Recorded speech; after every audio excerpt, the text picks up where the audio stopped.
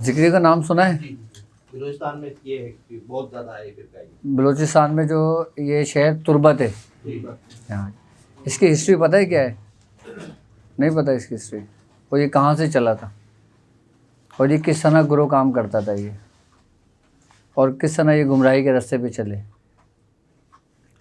اگر ہم آج سے تقریباً 300 سال پیچھے چلے جاتے ہیں تو پنجاب کا ایک شخص تھا، اس کا نام تھا عبدالحمید.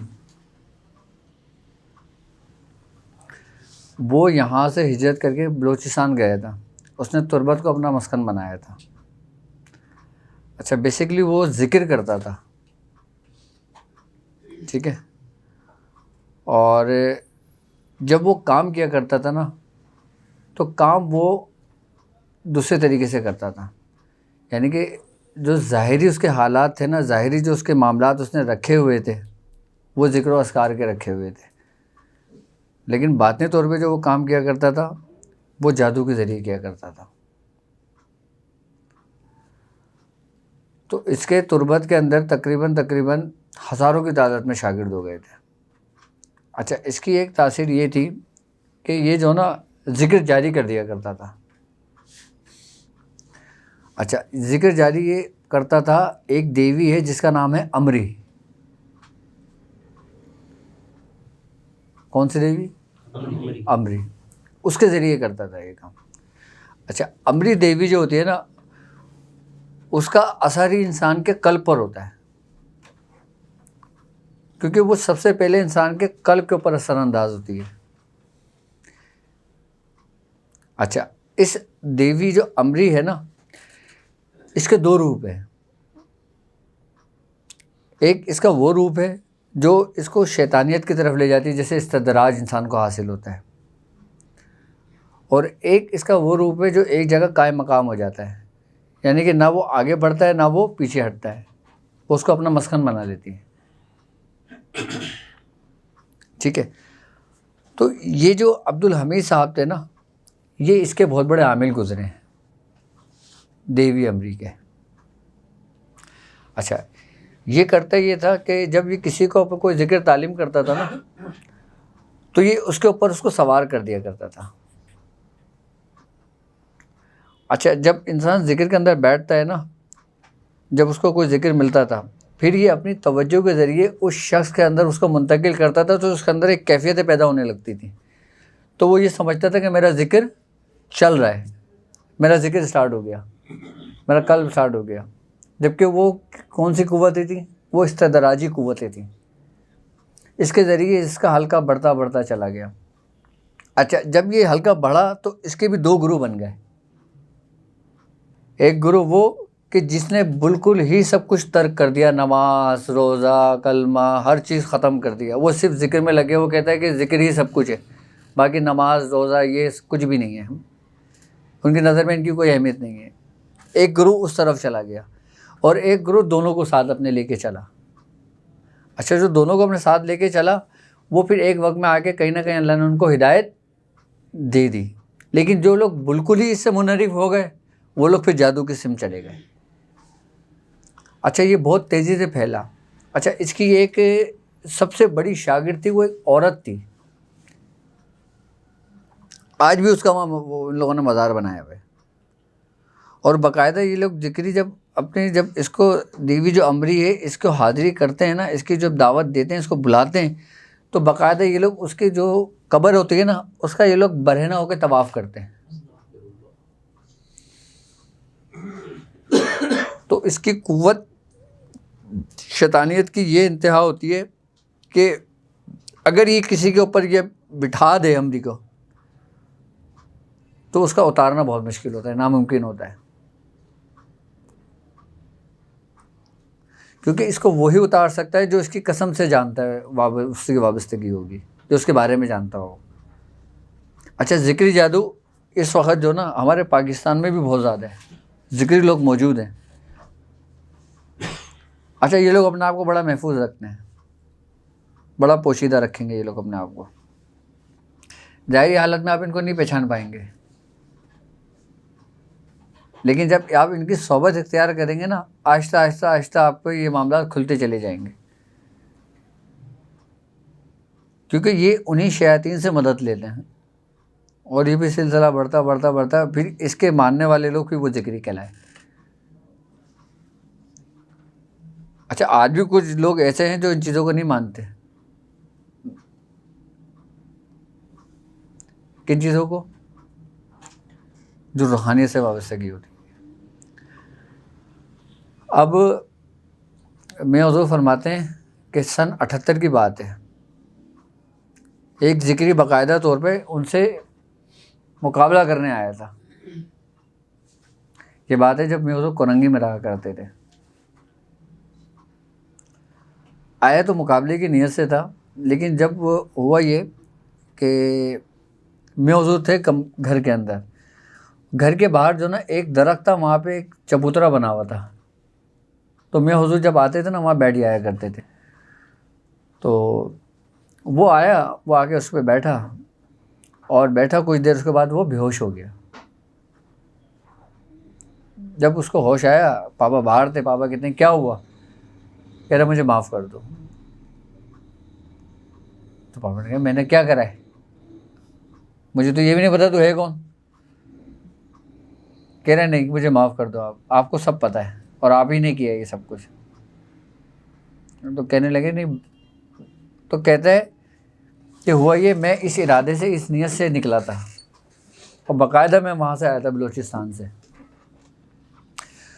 وہ یہ کہتا ہے کہ جب میں تمہارے چبوترے پہ بیٹھا اور میں نے اپنی پڑھائی شروع کی، کس کو؟ اس دیوی کو بلانے کے لیے، تو میں کیا دیکھتا ہوں کہ ایک نا ملنگ آیا ہے، اس کے ہاتھ میں نا ایک چمٹا ہوتا ہے نا، چمٹا ہے اس کے ہاتھ میں، اور وہ سیاہ رنگ کا لباس پہنا ہوا ہے، اور اس نے چمٹا ایسے اٹھایا تو اس کی روشنی جو نا آسمانوں پہ جا رہی ہے،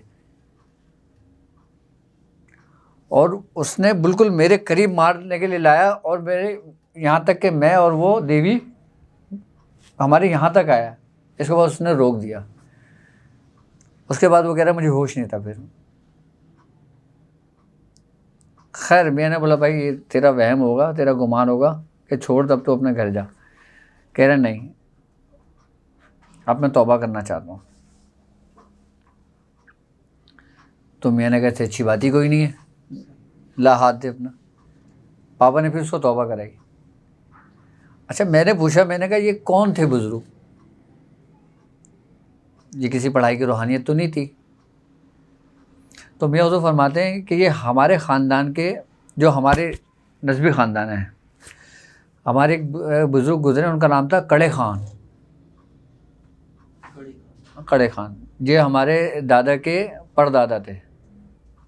اچھا ہمارا جو شجرہ ہے نا، ہمارا جو سلسلہ ہے وہ ہندوستان سے ہے۔ اچھا روشن بیگ، کڑے خان اور دودے خان، یہ 3 بھائی تھے۔ اچھا روشن بیگ جو ہے نا، ان کا آج بھی انڈیا کے اندر فتح پور ٹھیکری میں مزار ہے، اور آپ باقاعدہ شہنشاہ کے جو نا بادشاہ جو تھا اس کے سپہ سالار تھے۔ اور جو کڑے خان تھے نا، وہ پھر جو وہ بزرگ تھے، انہوں نے شادی نہیں کری تھی، وہ مجرد رہے تھے، وہ جنگلوں کی طرف چلے گئے تھے اپنی والدہ کو لے کر۔ ان کا حال یہ تھا کہ ہمارے دادی بتاتے، ہمارے والد صاحب بتاتے ہیں کہ دادا بتایا کرتے تھے کہ جنگل کے اندر نا ایک کھولی تھی، ان کو اس وقت گورنمنٹ نے جو نا زمینیں دی تھیں، کیونکہ وہ ان کا وہ گورنمنٹ میں تھے۔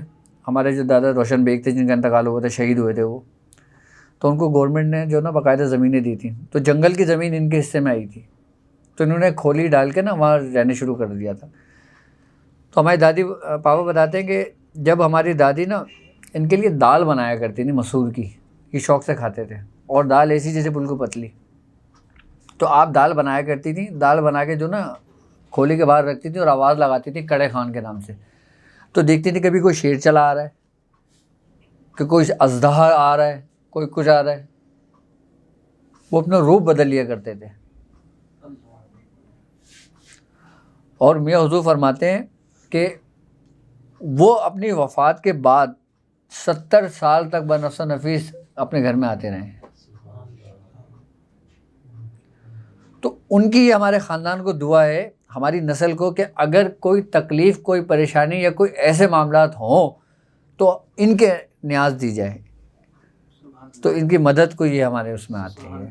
اچھا، ان کی جو نیاز ہوتی ہے نا وہ پیڑے پہ دلتی ہے. اچھا، ان کے جو پیڑا ہوتا ہے نا وہ لڑکی نہیں کھا سکتی، کوئی عورت نہیں کھا سکتی، وہ مرد ہی کھائے گا. آج بھی ہمارے خاندان میں ان کی نیاز دلتی ہے کڑے خان کی. تو وہ ذکری ایسے طائب ہوا تھا. تو ان کے بارے میں حضور نے پھر اس ترتیب سے بتایا تھا کہ اس کے ساتھ ہوا کیا تھا معاملہ. اچھا، مزے کی بات بتاؤں، میں حضور فرماتے ہیں کہ اس وقت میں سورہ قریش کی ہی دعوت دے رہا تھا. کس کی؟ سورہ قریش ہی کی دعوت دے رہا تھا. ہمارے سلسلے میں سورہ قریش تقریباً اکثر بزرگوں نے کی ہے. میں حضور فرماتے ہیں میں نے کم سے کم 50 لاکھ سے زیادہ پڑھی ہوگی سورہ قریش. 50 لاکھ سے زیادہ پڑھی ہوگی سورہ قریش. اور میں حضور فرماتے ہیں کہ 50 لاکھ سے زیادہ انہوں نے سورہ قریش پڑھی. اور ہمارے جو دادا تھے نا خواجہ منظور حسین شاہ صاحب، وہ بھی سورہ قریش کے بہت بڑے عامل گزرے ہیں. اچھا، سورہ قریش کی جو ہمیں اجازتیں آئی ہیں نا، سب سے بڑا خاندان جو ہے نا وہ نقش بندیہ خاندان ہے. ہمارے پاس نقش بندی خاندان سے شیخ عبدالحی شاہ صاحب سے اس کی اجازت آئی ہے، جو ان کو حضرت امداد اللہ مہاجر مکی نے دی تھی. اہل دیوبند کے اندر جو نا سب سے زیادہ سورہ قریش پڑھی جاتی ہے. دیوبندیوں میں سب سے زیادہ سورہ قریش پڑھی جائے گی. وہ لوگ باقاعدہ فارغ و تحصیل ہونے کے بعد سورہ قریش کا چلہ کرواتے ہیں. ہاں، سب سے زیادہ سورہ قریش دیوبندی میں پڑھی جاتی ہے، کیونکہ یہ اس کی اصل حقیقت کو جانتے ہیں، سمجھتے ہیں.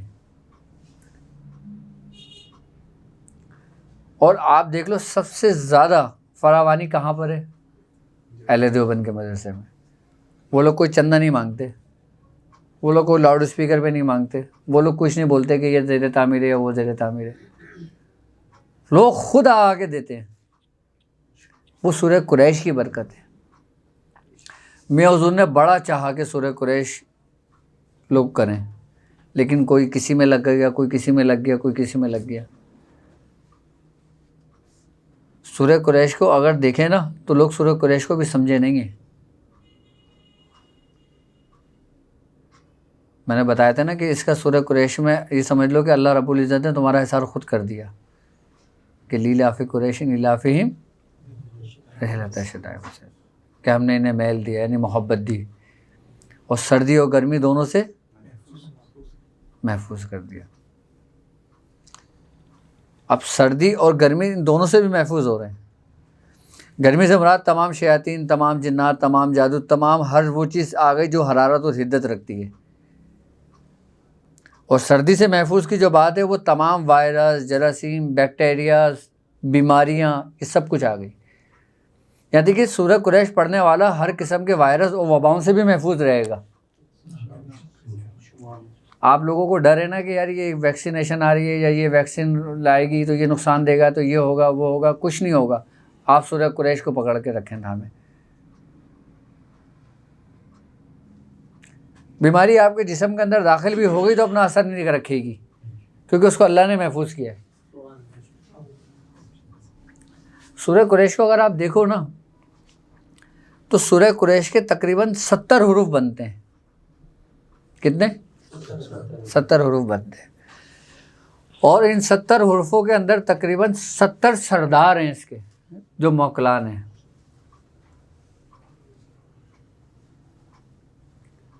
اور وہ 70 جو سردار ہیں نا وہ 70 صفوں کے مالک ہیں، یعنی کہ وہ ان کی رہنمائی میں وہ صفیں بچھی ہوئی ہیں. اور ایک صف جو ہے نا وہ 70,000 موکلان پہ مشتمل ہے. کتنی صفیں؟ اچھا، اس کے اوپر جو ڈیوٹی لگی ہوئی ہے نا وہ لگی ہوئی اطرائیل کی، جو موکلان ہیں. آئی بات سمجھ میں؟ اور اس کے جو سب سے بڑے موکل ہیں نا، وہ موکل جو سرکار دو عالم صلی اللہ علیہ وآلہ وسلم کے بھی خادموں میں سے رہے ہیں، صحابی رسول. وہ موکلان جو ہیں، ان کا نام پتہ ہے کیا ہے؟ ان کا نام ہے قریش. وہ موکل ہیں، وہ آپ کی خدمت میں رہے ہیں انبیاء کرام کی. اچھا، جو یہ موکل ہے نا جن کا نام قریش ہے، ان کا جو منہ ہے نا وہ ایسا ہے جیسے مچھلی کی طرح. ان کی جو ماہیت ہے، جو جسم کی ماہیت ہے، اور ایسا ہے کہ جب یہ منہ کھولتا ہے نا تو یہ سمجھ لو کہ یہ دنیا ایک رائی کے دانے کے برابر ہے ان کے منہ میں. اس لیے جنات جو نا ان قریش سے ڈرتے ہیں.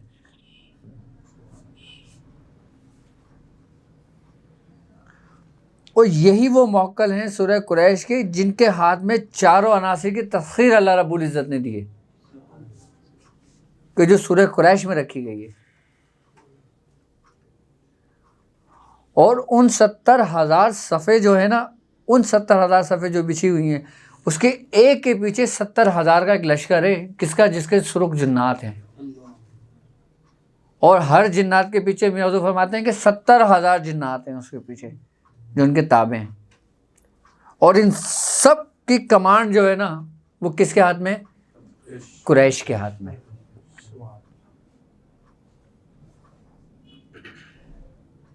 سورہ قریش کو لوگ سمجھے نہیں ہیں ابھی اس کی حقیقت.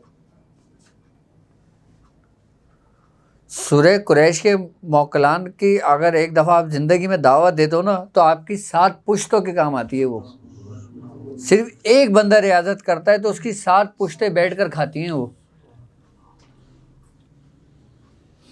کتنی پشتیں؟ 7 پشتیں اس کی بیٹھ کر کھاتی ہیں. اس کی روحانیت کو، دنیاوی تو ایک الگ بات ہے. اور سورہ قریش کے عامل کے آگے کوئی کتنا ہی بڑا ذکری جادوگر ہو، کوئی کتنا ہی بڑا شیاطین کیوں نہ ہو، وہ اس کے آگے نہیں ٹکتا.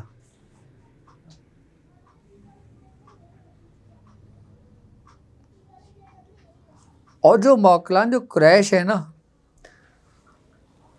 وہ اپنی ہتھیلی پر سمجھ لیں کہ ایک سمت مشرق، ایک مغرب، ایک شمال اور ایک جنوب، وہ ان کے مہاتے تھے.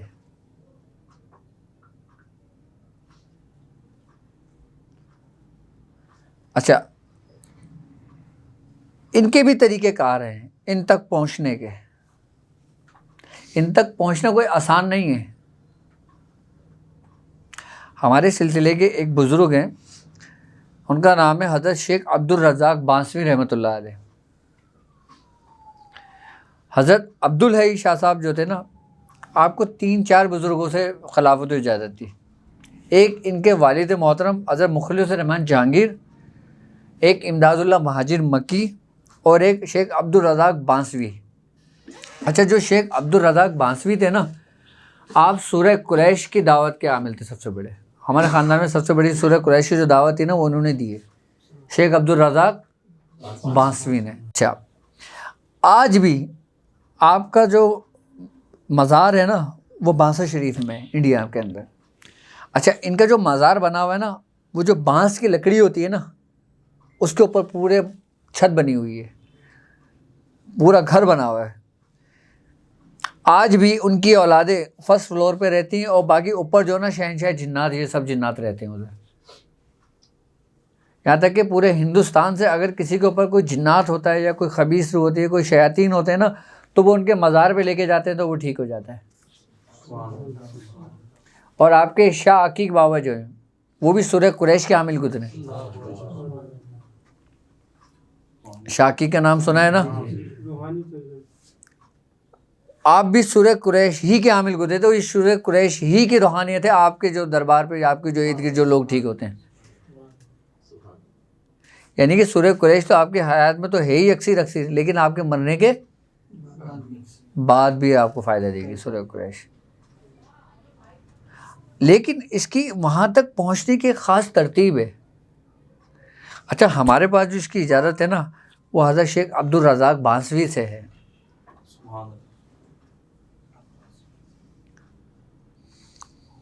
بہت بڑی اس کی اجازت ہے. اور سورہ قریش کے بارے میں آپ کو ایک بات بتاؤں. ابھی اب تک الحمدللہ سورہ قریش ہمارے تقریباً ہزاروں کی تعداد میں لوگ پڑھ رہے ہیں. جس دن یہ 1 کروڑ روز تک پہنچ گئی نا اس دن آپ اس کا کمال دیکھنا.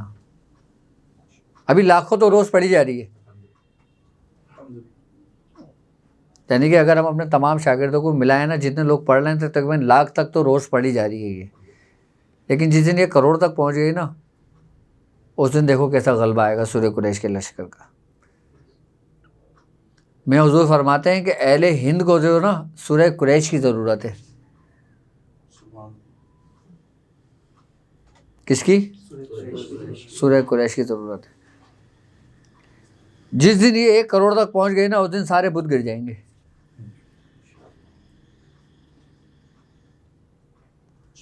سورہ قریش ایسی چیز ہے.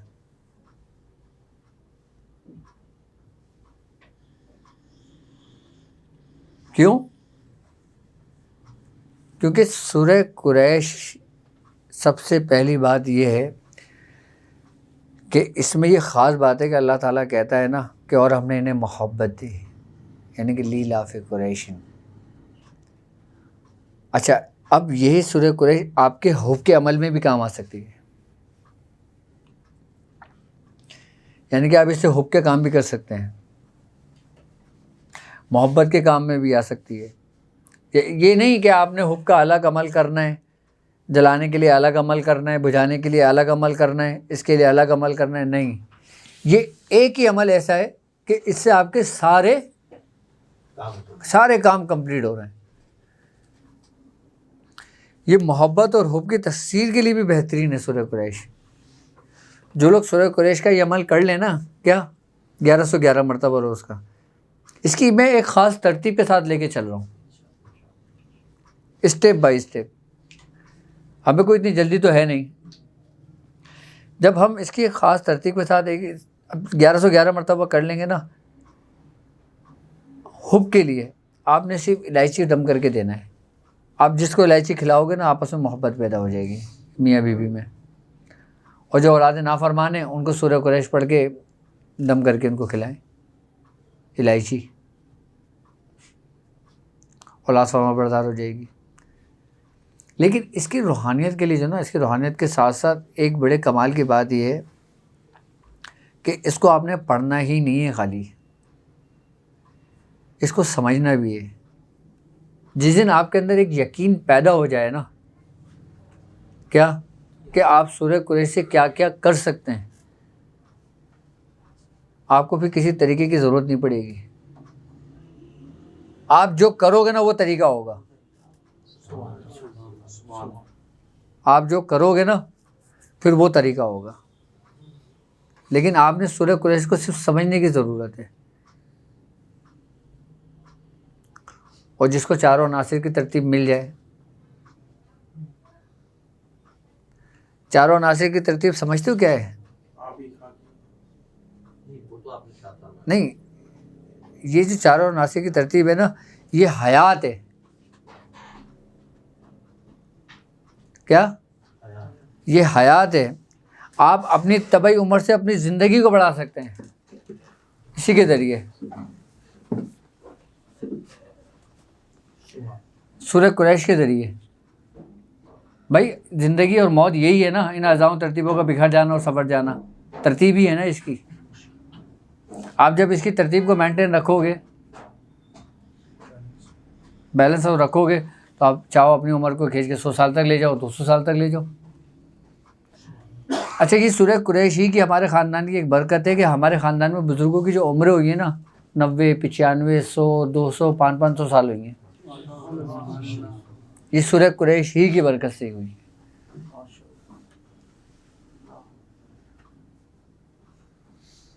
اچھا سورہ قریش کے ذریعے جو نا جب آپ اس کا عمل کرتے ہیں، ایک خاص توجہ ایک خاص فوکس کے ساتھ ہی کرنے ہیں نا، اس میں ایک خاص کیفیت آپ کے اندر پیدا ہوگی.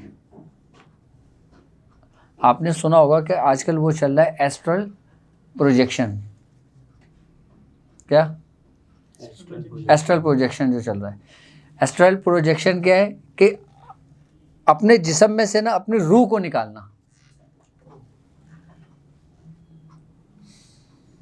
اپنے جسم میں سے اپنی، اچھا اب اس پہ باقاعدہ ایکسپیریمنٹ ہو رہے ہیں. کون کر رہا ہے؟ یہ یہودی، عیسائی، جتنے بھی مذاہب ہیں نا، اب یہ باقاعدہ اس پہ پریکٹیکل کر رہے ہیں. انہوں نے اپنے اس پروجیکٹ کا نام کیا رکھا ہوا ہے؟ Astral projection. اچھا اب یہ کہتے ہیں کہ ہم اپنی روح کو اپنے جسم سے جدا کر سکتے ہیں اپنی مرضی سے. ایک تو خواب کی حالت میں ہوتا ہے، وہ کیفیت ایک الگ ہے. خواب کی حالت میں آپ کی روح سیر کرتی ہے، آپ کا جسم وہیں رہتا ہے. لیکن اب باقاعدہ طور پہ یہ لوگ جو نا اس کی ایکسرسائزیں کرا رہے ہیں، اس کی مشق کرا رہے ہیں، اس کی پریکٹس کرا رہے ہیں. کیا کرنے کے لیے؟ کہ جسم ہمارا وجود چھوڑے. اچھا جب روح ہمارا وجود چھوڑے، یعنی کہ روح کو وہ نکال رہے ہیں، لیکن وہ اس کو نکالنے میں تو کامیاب ہوئے ہیں، لیکن وہ منتقل کرنے میں کامیاب نہیں ہوئے ابھی.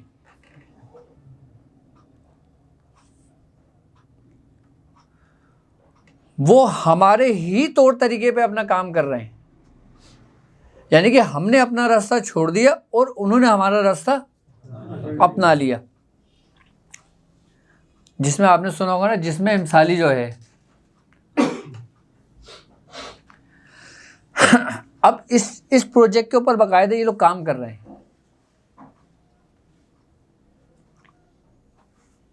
اچھا اس کی بھی بنیاد آج کے سائنٹسٹ کہتے ہیں یہ کہ اس کی بھی بنیاد کنسنٹریشن ہے، توجہ و یکسوئی ہے، میڈیٹیشن ہے. اس کے بغیر یہ بھی نہیں ہو سکتا. اس کے بغیر یہ بھی نہیں ہو سکتا. آج سائنس اس چیز کو ایکسیپٹ کرتی ہے کہ ہر چیز ممکن ہے، ہر چیز پاسبل ہے. جو ہم نے اپنے بزرگوں کے واقعات پڑھے ہیں، جو ہمیں کتابوں میں دیکھے ہیں، جو ہم نے قرآن پاک کے ترجمے کے اندر پڑھا ہے، سب کچھ وہ سب کچھ ممکن ہے. ممکن کیسے ہے؟ کہ صرف اور صرف آپ کی توجہ سے، آپ کی یکسوئی سے. اس کے بغیر آپ دنیا کا کوئی کام نہیں کر سکتے. جس طریقے سے میں کہتا ہوں نا آپ لوگوں سے کہ روحانیت کی بنیاد کیا ہے؟ توجہ، یکسوئی. اور اسی ہی پر ہم لوگ محنت کر رہے ہیں. اسی پہ ہم نہیں کر رہے، دنیا کے ہر مذاہب میں اس کی محنت اور ریاضت ہو رہی ہے. اور اس وقت سب سے آگے جو نکلے ہوئے لوگ ہیں نا، وہ مہاتما گوتم بدھ کے پیروکاروں میں سے ہیں. میں آپ کو صحیح بتا رہا ہوں. آج کل کے جو لوگ ریاضت اور جو محنت کر رہے ہیں نا، جب وہ بڑھتے ہیں نا تو 2 قدم ان کو اپنے آگے پاتے ہیں.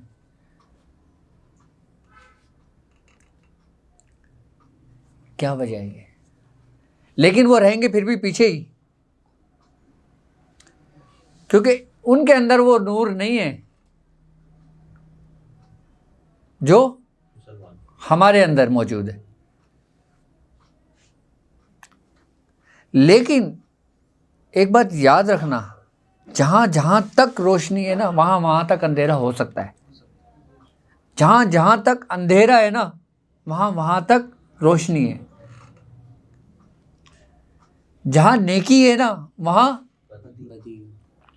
جہاں حق ہے وہاں. اللہ رب العزت نے ان دونوں چیزوں کو ساتھ ساتھ رکھا ہے.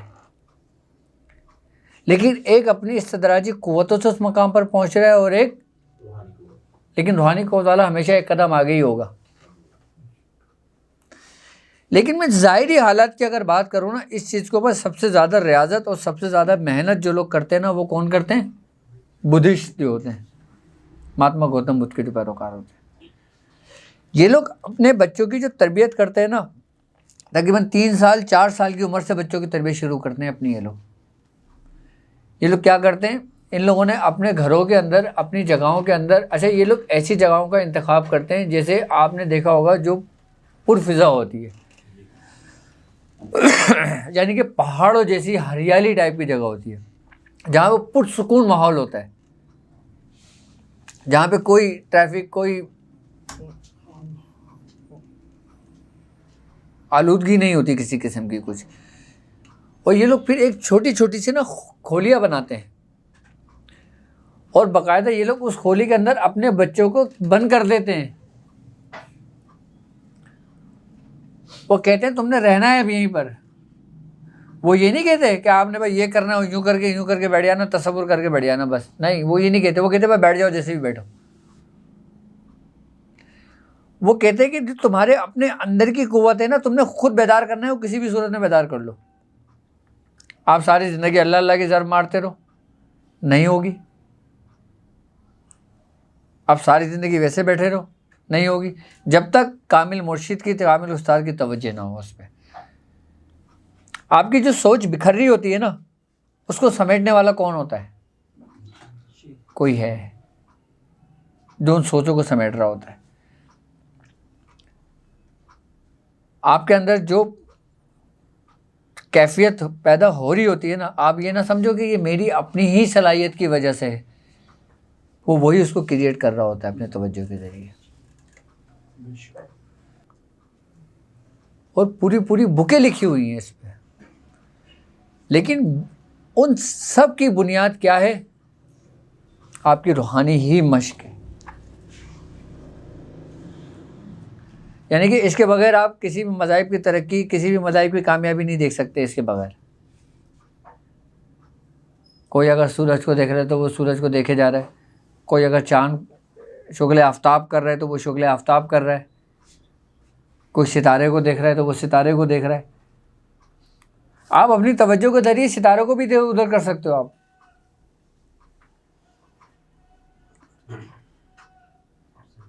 آپ پریکٹس کر رہے ہو نا، کبھی رات کو آپ کھلی چھت پہ چلے جاؤ، آپ ایسی بیٹھ جاؤ لے کے، آپ تجربہ کر کے دیکھ لو، آپ اپنے ستارے کو جو نا اپنی بالکل نظروں کے ساتھ جما لو،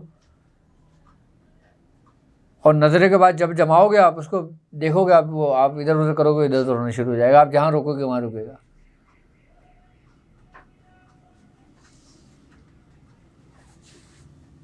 یہ کیفیتیں ہیں،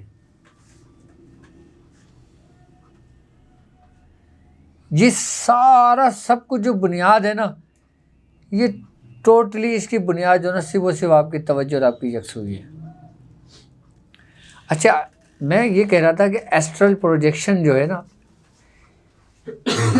سورہ قریش کے اندر موجود ہے پورا۔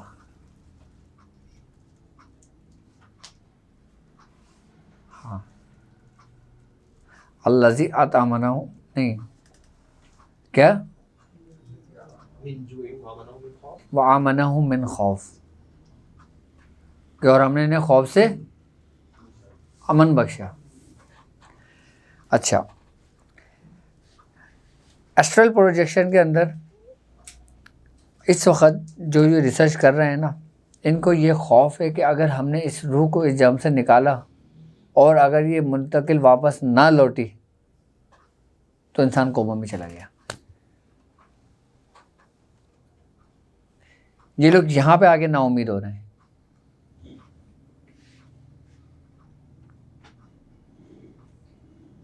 کہاں پہ؟ اس سم میں آگے نا امید ہو رہے ہیں، کیونکہ واپس لوٹانے بھی ہے نا، آپ نے منتقل کرنا تھوڑی ہے بھائی۔ صلاحیت کر جانا کسے کہتے ہو آپ؟ یہی ہے نا کہ منتقل ہو جائے، لیکن منتقل ہونے کا واپس بھی تو لوٹانا ہے نا۔ ایک چیز جب آپ اپنی مرضی سے نکالتے ہو تو اپنی مرضی سے ہی داخل کرو گے نا۔ ایک تو ایک خاص ترتیب اور ایک خاص زاویے اور ایک خاص اصول کے تحت نکل رہی ہے اور پھر واپس لوٹ رہی ہے، وہ ایک قدرت کا قانون ہے، ایک قانون کے تحت چل رہی ہے، اور ایک آپ اپنا قانون لگا رہے ہو بیچ میں،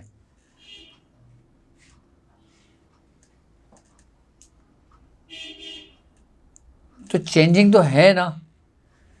یہ لوگ اس جگہ پہ آ کے نا امید ہو رہے ہیں.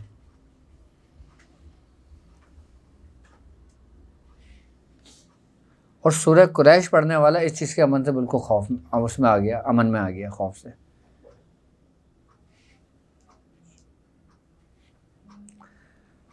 سورہ قریش کی جب آپ تسخیر کرو گے نا, آپ ان سارے مراحل اور ساری منازلوں سے گزرو گے. سورہ قریش خالی کوئی عمل تھوڑی ہے یہ. آپ کیا سمجھیں سورہ قریش آپ نے عمل کر لیا بس کامیاب ہو گئے؟ نہیں, سورہ قریش پوری حیات ہے, پوری زندگی ہے. سورہ قریش ایسی ہے جیسے آپ جیتے ہیں, جیسے آپ اپنی منزلیں طے کر رہے ہیں. آپ کیا سمجھ رہے ہیں؟ دیکھو کوئی بھی کام کرو ثواب تو ایک ملنا ہی ملنا ہے, تم اس کی نیت کرو نہیں کرو. میں کہتا ہوں کوئی بھی کام کرو ثواب کی نیت سے نہیں کرو, وہ تو تمہیں ملنا ہی ہے. انسان وہ مانگے نا جو اس کو پاس نہیں ہے, اور جو اس کے پاس ہے وہ کیوں مانگے گا؟ تمہارے پاس جیکٹ ہے, تم مجھ سے جیکٹ کیوں مانگو گے؟ جیکٹ تو ہے اور پھر آپ جیکٹ مانگ رہے ہو. بھائی ثواب تو ملنا ہی ہے نا آپ کو. لیکن اس کی اصل اسی چیز کا تو معرفت نام ہے, اسی چیز کو تو روحانیت کہتے ہیں. انہی منازلوں کو طے کرنا تو ایک سلوک کا نام ہے.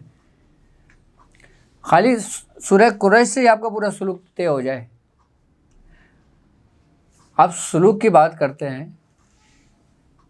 سلوک کی بات کرتے ہیں, پورے سلوک کے اندر بنیاد کیا ہے؟ پھر آپ وہیں آگے کھڑے ہو جاتے ہیں. کیا؟ یکسوئی. بھائی شریعت پہ تو سبھی ہے نا,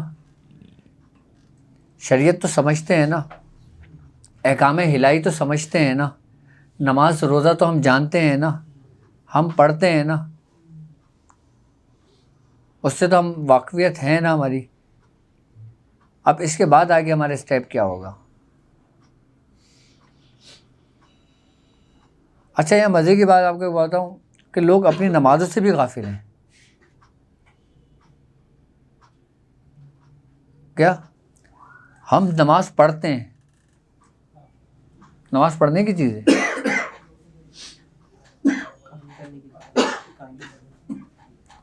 پڑھنے میں اور قائم کرنے میں کتنا فرق ہے؟ اور تمہارا رب کہہ رہا ہے واقیم الصلاۃ, اور یہاں نماز پڑھ رہے ہو. کہ نماز اگر دیکھا جائے تو یہ کون سی زبان کا لفظ ہے؟ عربی کا تو نہیں ہے. نماز تو فارسی زبان کا لفظ ہے نا. عربی میں تو صلاۃ ہے, واقیم الصلاۃ ہے نا. اور صلاۃ کے اگر لغوی معنی دیکھے جائیں تو ذکر کے ہیں.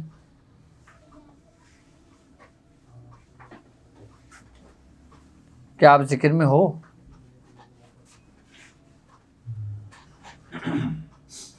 اصل چیز ربط قائم کرنا ہے نا, رابطہ ہی قائم کرنا ہے نا, پڑھنا تو نہیں ہے نا. رابطہ قائم کیسے ہوگا؟ کہ جب تک آپ کی سوچ ایک جگہ نہیں ہوگی. ہم جو کر رہے ہیں اس کی سب کی بنیاد یہی ہے. آپ نماز کو لے لیں, روزے کو لے لیں, ایک روحانیت پہ زندگی گزارنے کو لے لیں, تصوف کو لے لیں, سلوک کو لے لیں. آپ جس کی بھی حیات کو دیکھ لیں, بزرگان دین کی جتنی بھی آپ بزرگوں کو آپ دیکھ لیں, سب کی بنیاد کیا ہے؟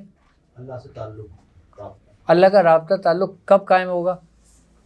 کہ جب تم وہاں تک پہنچو گے. اور وہاں تک کیسے پہنچو گے؟ جب تم اپنے اندر ایک کرنٹ پیدا کرو گے. ورنہ تو ہم نے ساری زندگی ضائع کر دی اپنی. یہ کمال جنات حاضر کرنا, جنات جلا لینا, جنات بجھا دینا, جنات بھگا دینا, یہ اصل زندگی تھوڑی ہے. یہ تو شغل ہے. اصل مقصد یہ نہیں ہے. کہتے ہیں کہ جب انسان ریاضت سے تھک جاتا ہے نا, تب اس کو شغل کے لیے یہ چیزیں دی جاتی ہیں کہ چلو اس کا ذہن فریش ہو جائے. ہاں، اور یہ عجائبات کی دنیا ہے. عجائبات کی دنیا میں ایک دفعہ داخل ہو گئے نا تو آپ 10 سال کے لیے فریش ہو گئے، پھر آپ دوبارہ لگ جاؤ گے اپنی ریاضت میں. لیکن مسئلہ یہ نا کہ ہم ابھی تک عجائبات کی دنیا ہی میں داخل نہیں ہوئے.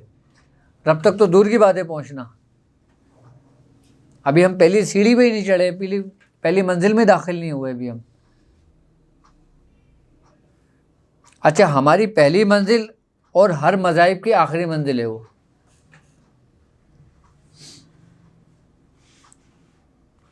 اور سب کا تعلق آپ کے دماغ سے ہے، آپ کے قلب سے ہے، آپ کی روح سے ہے. اور یہ آپ کو آگے بڑھنے کون نہیں دیتا؟ آپ کا نفس. یہ آپ کو تھامے رکھتا ہے.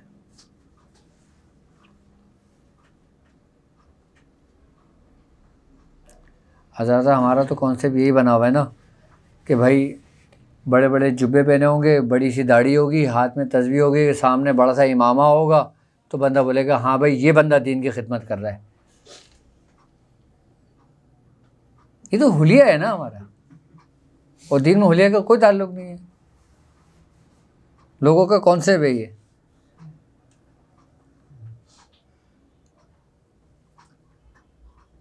جبکہ بنیاد و بیس کیا ہے وہ ہم چھوڑ دیتے ہیں.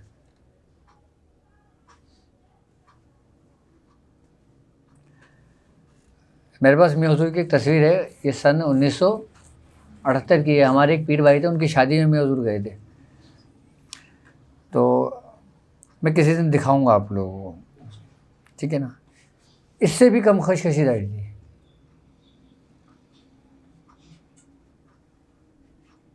اور ایسی ہی ٹوپی پہنے ہوئے. اب وہ جتنے لوگوں نے ابھی دیکھی نا وہ کہنا بھائی بھائی تو آپ کی ہے. میں نے کہا نہیں، میرے حضور کی ہے. ہاں،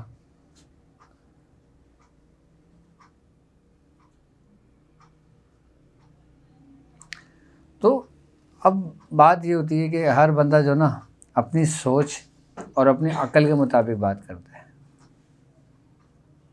اچھا، ہمارے وہ موکلان والے نش کی جو ہے وہ کتنے ہو گئی ہے؟ 45 دن مکمل ہونے والے ہیں نا؟ ہیں؟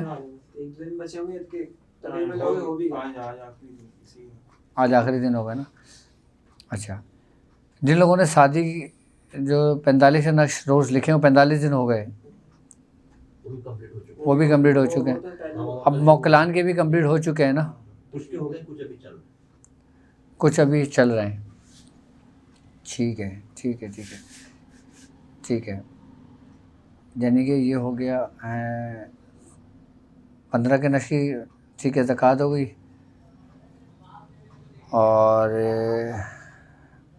موکلان والے نقش کی ہو گئی. ٹھیک ہے. اب 15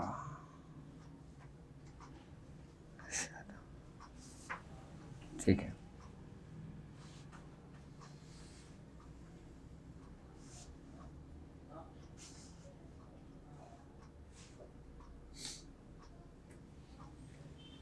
صحیح ہے. چلو میں بتاتا ہوں یہ نقشے کا.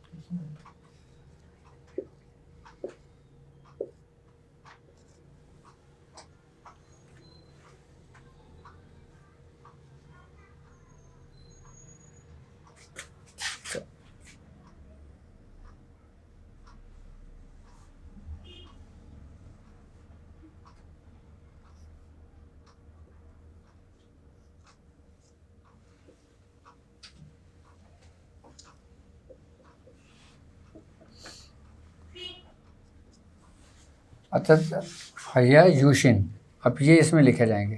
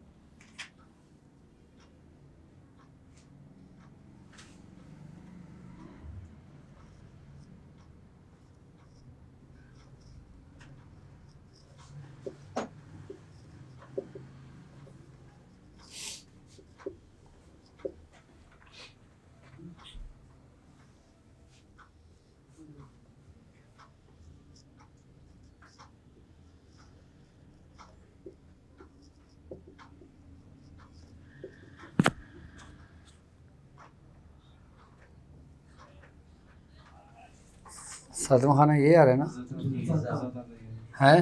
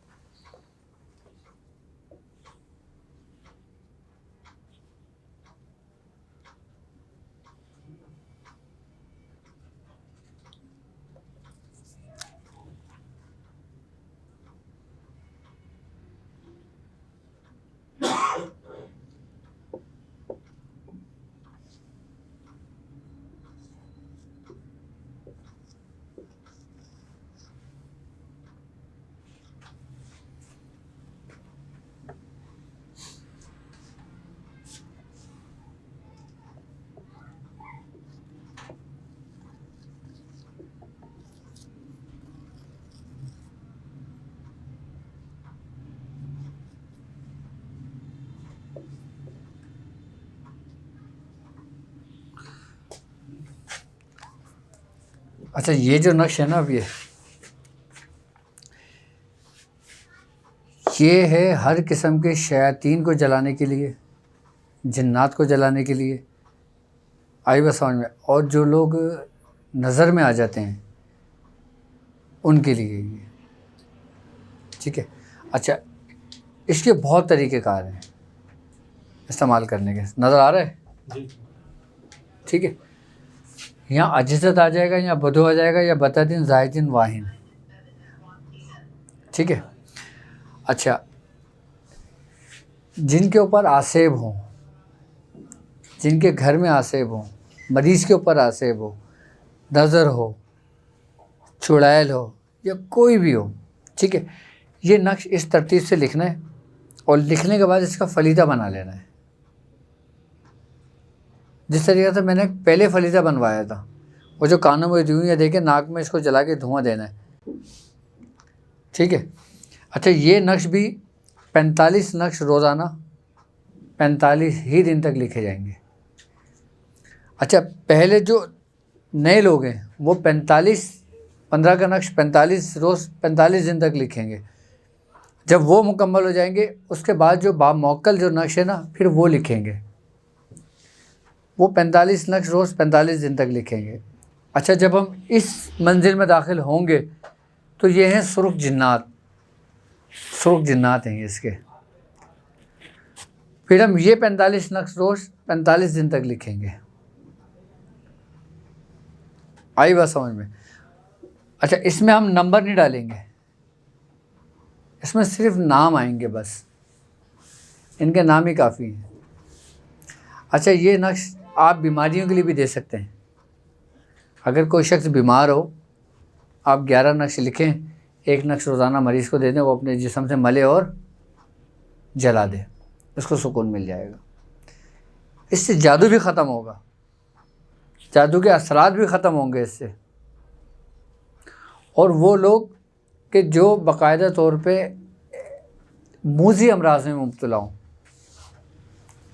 کوئی ایسا مرض جیسے کینسر ہو گیا یا کوئی دوسری قسم کے امراض ہو گئے،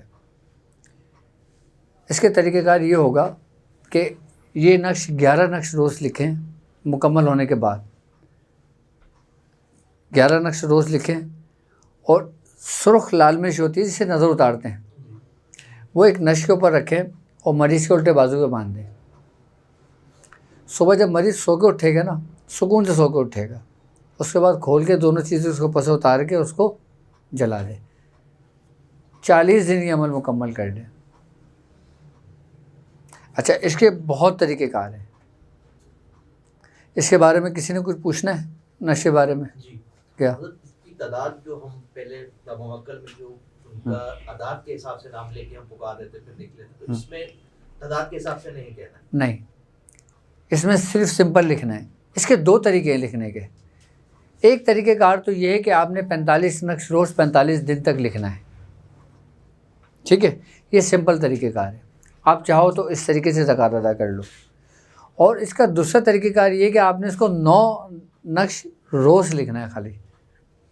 لیکن آپ نے پھر لکھنا ایسے ہے جو ایک کا کھانا ہوگا اس میں ایک دفعہ یہ نام پڑھ کے پڑھو گے, اور جو 2 لکھو گے اس میں 2 دفعہ پڑھو گے, جو 3 لکھو گے 3 دفعہ پڑھو گے, 4 لکھو گے 4 دفعہ پڑھو گے, 5 لکھو گے 5 دفعہ یہ نام پڑھو گے, 6 خانے میں 6 دفعہ, 7 خانے میں 7 دفعہ, 8 خانے میں اور 9 خانے میں.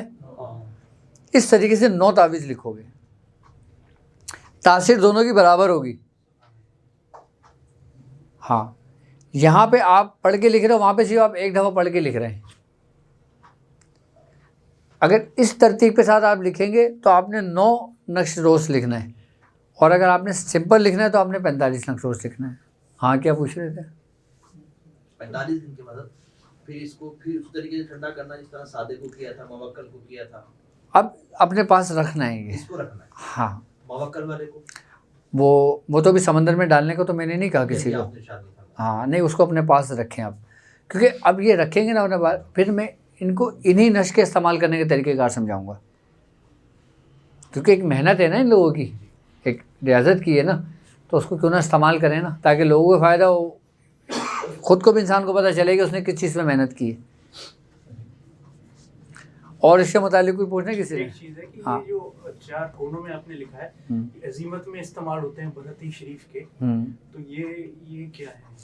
اصل میں مسئلہ یہ ہے کہ اب ہم نے اس کو عجیزت اور بدو لکھا ہے نا, تو ہم نے اوپر کے خانے جو اس کے آتشی اور آبی ہیں وہ ہم نے اس کو کور کیا ہے, بادی اور خاکی کو ہم نے نیچے کور کیا ہے.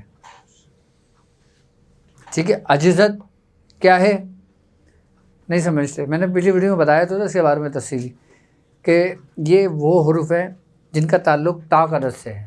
جی, تا اور جفت کے. اور جو بدو ہے اس کا تعلق جفت سے.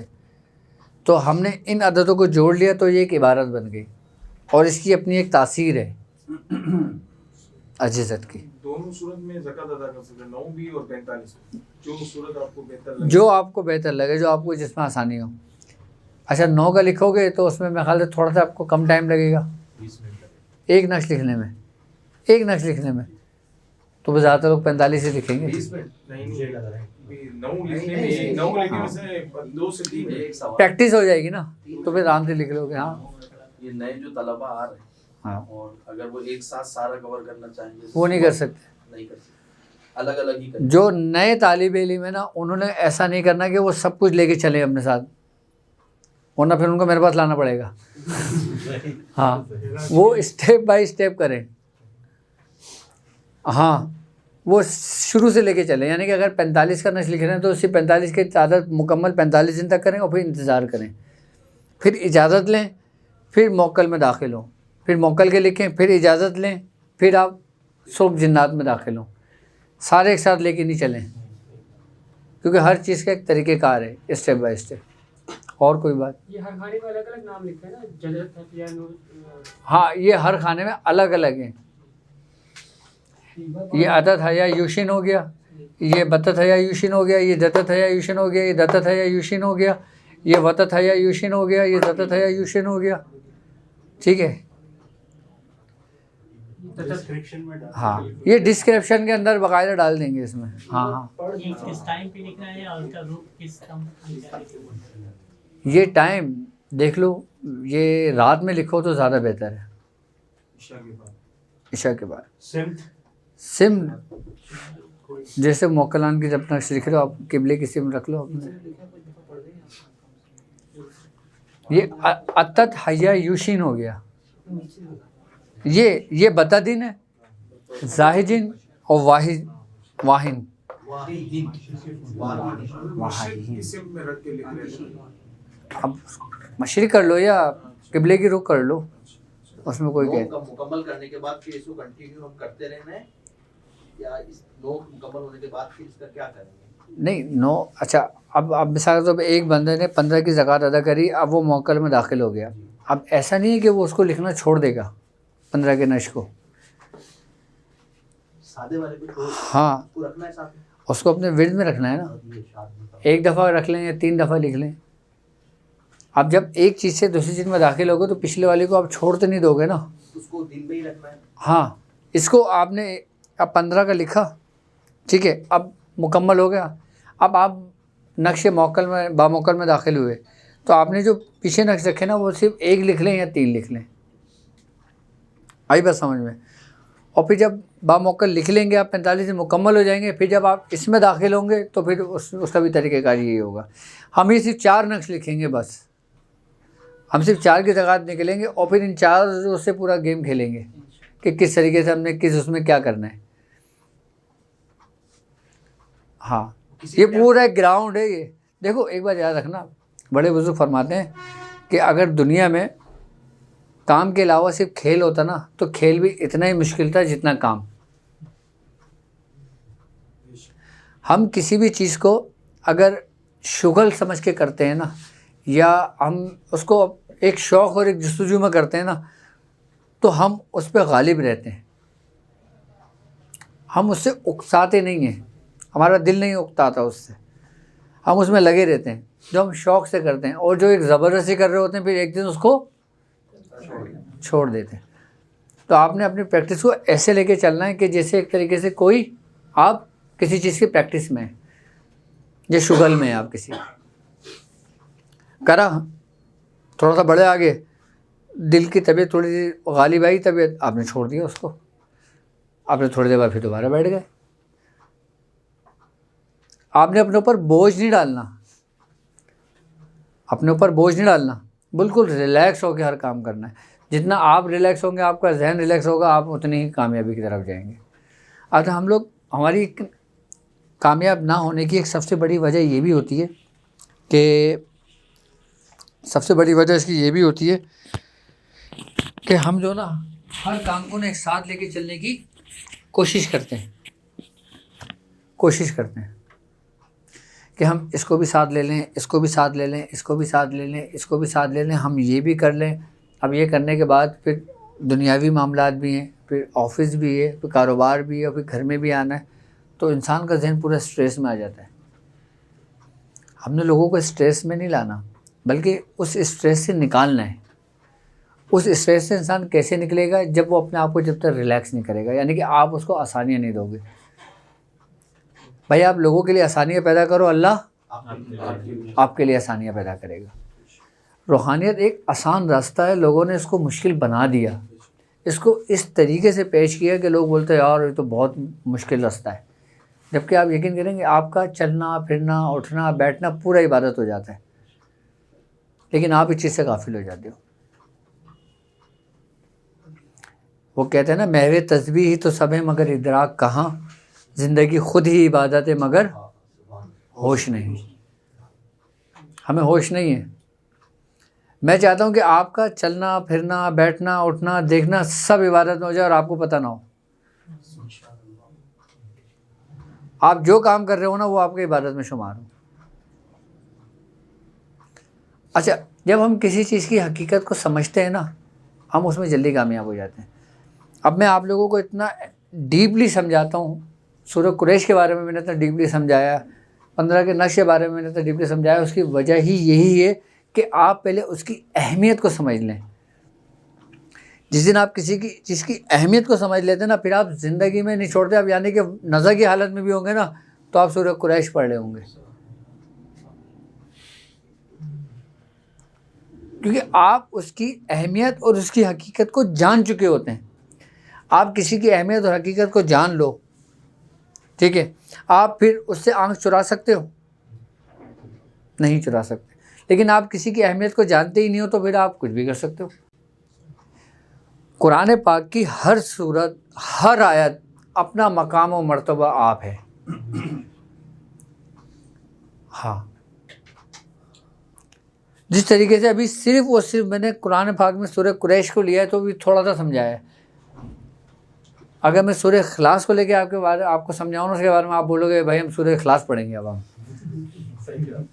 کیا, اب ہم کتنا پڑھنا ہے سورہ اخلاص یہ بتائیں آپ. نہیں, ہم نے ایک خاص ترتیب سے لے کے چلنا ہے. میاں حضور کی محفلیں ایسی ہوتی ہیں کہ ہر محفل میں دل کرتا ہے کہ بس یار یہ آخری نشست ہوئی ہے. اور میاں حضور نے سورہ مزمل کے بارے میں جو بتایا نا انتہا کا بتایا ہے. اب سورہ مزمل میں نہیں چھوڑوں گا. اب دوسری نشست میں میاں نے سورہ قریش کا بتا دیا. بولیں گے یار یہ کیا ہے, اب میں سورہ قریش نہیں چھوڑوں گا. اچھا وہ ہر چیز ہر ایک کے لیے نہیں ہے, میاں کی ہر محفل ہر ایک کے لیے نہیں ہے, وہ جس کے لیے ہوتی ہے اس کو مل جاتی ہے. اب میاں حضور کے مجھے سورہ قریش کے معاملے میں جو بھی الفاظ نکلیں گے آپ لوگ بولیں گے سورہ قریش, فوراً لے کے بیٹھ جائیں گے آپ لوگ, 10 گھنٹے اس کو بیٹھ کے دیکھیں گے, سمجھیں گے اس کو, کیونکہ وہ آپ کے مطلب کی چیز ہوگی. 15 کے نشر کی آپ کسی بھی کتاب میں نظر گزرے گی نا, آپ ٹھک کر کے اس کو دیکھو گے اور آپ غیر دانستہ طور پہ آپ جو نا اس کو لے کے بیٹھ جاؤ گے پڑھنے کے لیے اس کو, کہ اس کی اور کیا کیا بات ہے. آپ کسی اور کتاب کے اندر آپ کو سورہ قریش نظر آ جائے گی, اس کے بارے میں تھوڑی بہت تصویر بھی لکھو گے, آپ پوری پڑھنے بیٹھ جاؤ گے اس کو. جبکہ اس سے پہلے آپ کی یہ کیفیت نہیں تھی. کیوں؟ کیونکہ آپ اس حقیقت اور اس اہمیت کو جان گئے ہو. صرف ایک سورہ قریش میں اتنے معاملات پوشیدہ ہیں, کبھی سنے تھے؟ لیکن یہ بتانے کا مقصد اس کی اہمیت کو اجاگر کرنا تھا. ہم جس چیز کی اہمیت کو جان لیتے ہیں نا, پھر وہ زندگی میں کبھی نہیں چھوڑتے. سر یہ آپ کے مرنے کے بعد کام آئے گی, میں صحیح بتا رہا ہوں آپ کو. اور ایک بڑے مزے کی بات بھی یہ ہے کہ سورہ قریش پڑھنے والے کو موت بھی نہیں آتی. جب اس کا وقت موت کا مقرر ہوگا نا, وہ سورہ قریش پڑھنا بھول جائے گا. آپ کیا سمجھتے ہو سورہ قریش کو؟ اللہ جسے محفوظ کر دے اسے موت آ سکتی ہے؟ بھائی جسے اللہ نے تمہارے رب نے محفوظ کر دیا اس کو موت آ سکتی ہے؟ سمجھنے والی بات ہے یا نہیں؟ تو اب اس سے بڑا میں سورہ قریش کے بارے میں کیا بتاؤں آپ کو. یعنی کہ جب آپ کا مقرر وقت ہوگا نا, آپ سورہ قریش بھول جاؤ گے, اور وہ بھی ربی کا حکم ہوگا. لیکن پھر جو ملاقات ہوگی, پھر جو آپ کا ربط ہوگا, پھر وہ آپ کے لیے عید کا دن ہوگا. پھر وہ آپ کے اس لشکر کی اہمیت آپ کو پتہ چلے گی آپ کے مرنے کے بعد.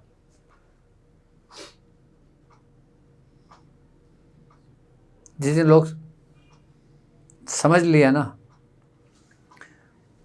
سمجھ لیں کہ ان کی نسلوں کے کام آئے گی.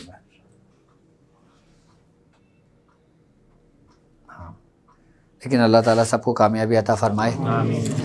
اللہ تعالیٰ اس راستے پہ چلنے والوں کو سب پہ بالخصوص ہم تمام لوگوں پر اللہ رب العزت اپنا کرم بنائے رکھے, اور اللہ تبارک تعالیٰ اس مبارک راستے میں چلنے والوں کو اپنی بارگاہ میں قبول فرمائے. اللہ تبارک تعالیٰ ان چند لوگوں کو اپنی اس بارگاہ میں قبول فرمائے جن چند لوگوں سے وہ راضی ہوا.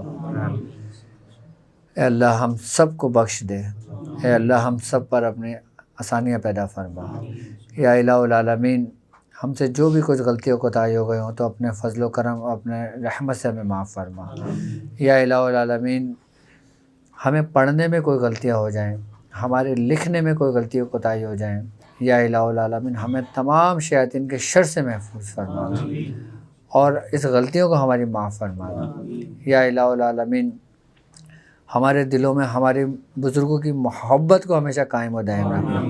یا الہ العالمین ہمیں سورہ قریش کی رسی کو مضبوطی سے تھامنے والا بنا. یا الہ العالمین ہمیں سرکار دو عالم صلی اللہ علیہ وآلہ وسلم کے نقش قدم پہ چلنے کی توفیق عطا فرما. سبحان ربک رب العزت عما یصفون وسلام علی المرسلین والحمد للہ رب العالمین. لا الہ الا اللہ محمد رسول اللہ صلی اللہ علیہ وسلم.